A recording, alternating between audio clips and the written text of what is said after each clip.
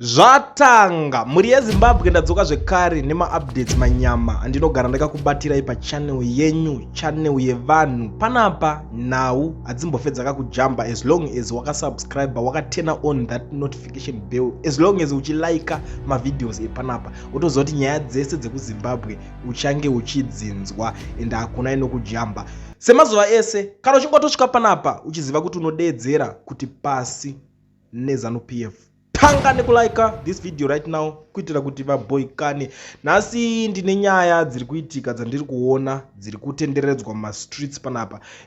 But dzakati wandei nyaya idzi. So zvandoda kuita ndichangoita kakubatanidza batanidza ma-updates acho kuitira kuti ungonzwa nyaya dzakawanda panguva imwe chete wobva wangopedza day rako uchiziva zvinhu zviri kuitika paground. Regedzai tingotanga pane vakomana avo vana Jenfan Muswere na Christopher Wekwa Mutsvangwa. Panapa nyaya iri panapa, combative ZANU-PF spokesperson Chris Mutsvangwa has warned information minister Jenfan Muswere to stay in his government lane and stop straying into his ruling party line of duty during the course of their work. Mutsvangwa was removed as war veteran minister in February last year for the second time after some clashes with Muswere, who replaced his wife Monica Mutsvangwa at Information Portfolio after she was reshuffled to the Women's Affairs Ministry. Avanhu vagara vane tumadaka. Sana angona pangonzi yo Muswere pana Muswere enda unogarira ikoko zvako government lane siyana nezvedu zvemuparties. Unongoziva kuti these guys havanyatsonzwisana ende Mutsvangwa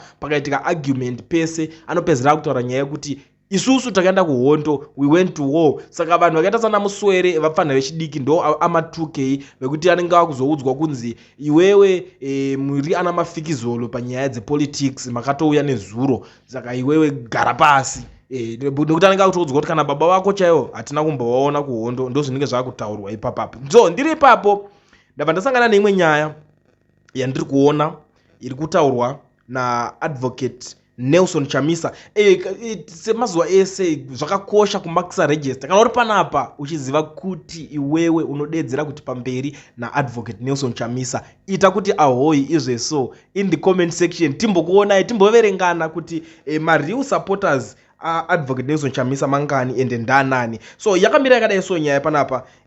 Pane this young man angobuda achitaura kuti comrade imbomirai ari kutraya kustopa advocate Nelson Chamisa. Ndobva apindurwa ipapo achinzi madi mambomira kumisa vamwe muitewo zvamunogonawo. Anzi madi mambomira kumisa vamwe kana muchinge mune plan zviya zvokunzi Chamisa hana plan, chipindai mimi muitewo plan yenyu.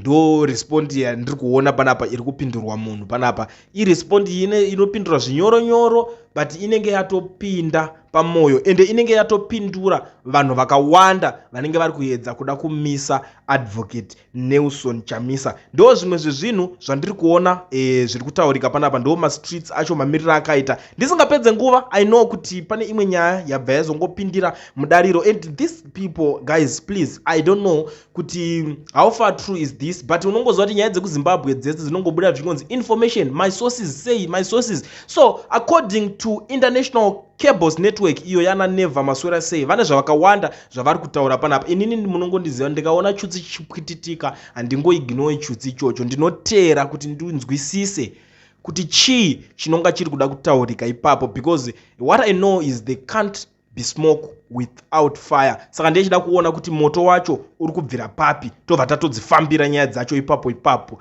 And I'm sure mese maakuzviziva kuti inini handina nungo. Saka nyaya yacho yakamira kadai so. Breaking news, real time executive level intelligence detail we have just received from our network within the Zimbabwean deep state say the embattled Zimbabwean president Emmerson Mnangagwa has ordered a hit squad supervised by Owen Muda to take out Vice President Constantino Chiwenga, already deployed to Harare.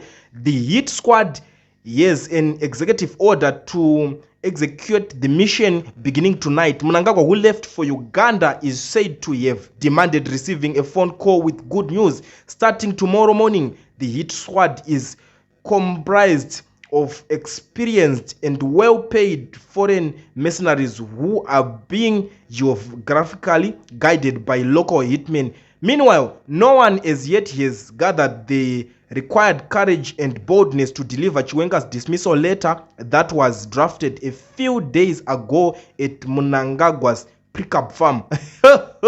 Saka nyaya yetsamba iri kunetsa kuenda, saka pakunzi pakutsvagwa vanhu vanonodhushura munhu. Akuna zvakuda kushudhana izvi, woshudha munhu kuti anga ane makore ari general achikontrola vanhu achiudza vanhu kuti muri kuenda unoshudhana nhingi, nhasi mahamusi kuenda kuhondo, mamhongodzi muda kuzogona kushudha zvekudaro gamba rinenge rakabva kuhondo.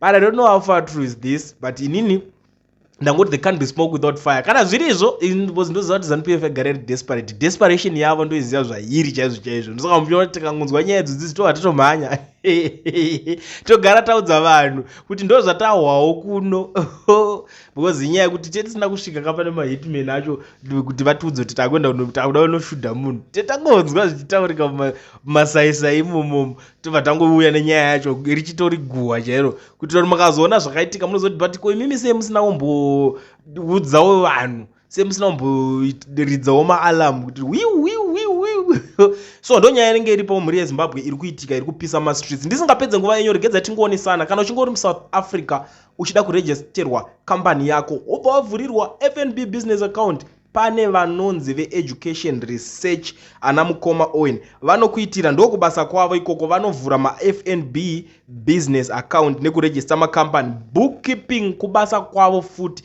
because toziva kuti vamwe munovharwa nekuzoweka pamanumbers ekuti mubalance zvinana balance sheet whatever, zvakawandisa zvinodiwa makambani. Iwo pamwe unongosina mari yekuti ubhadhare zvimwe zvakawanda unongotaura navo vanokuitira. They are reliable, itori company hombe iri professional. It's just that vakati client taura nemaZimbabweans mururimi rwamai zvavanokwanisa kunzwisisa, vazive kuti ndiri kutobatsira vanhu pachirongwa chakaita seichocho. Namba dzavo ndo dzindoenda tosiya pascreen, mogara mavabata. Kune vamwe kuti unongochitambira mabasa ekutsi unoziva vamwe varungu vada kusita cash yekusenda vakutambidze mumaoko. It's very important. Registerwa company yako, wovhurirwa yako account, wogara une chibepa chako muhomwe. You never know, mangwana murungu chaiwo uri kushandira anaona ngomuka akafa, wakutokanda mapepo kuti ndagara ndichishanda pana ndine experience, wakutotangawo yako company, watoone maclients.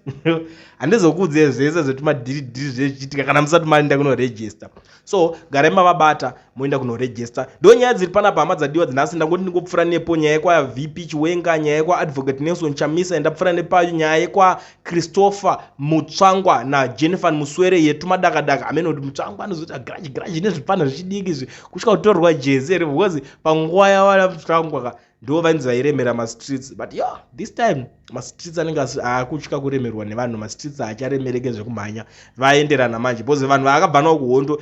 Ana Mutsvangwa ndo vanhu vaitaura chirungu chaicho. Rimwewo timu iri vainga vari busy nekurwa nekurwira kuti vasunungure nyika. Uyu anga ari busy nekurwa kudzidza chirungu. But zviriko zvinowanika futi. So ndo nyaya panapa ndinoda ngoti musare muchiteerera. Pane maaudios akutaurwa hama dzadiwa vanhu muZimbabwe vakatsamwa.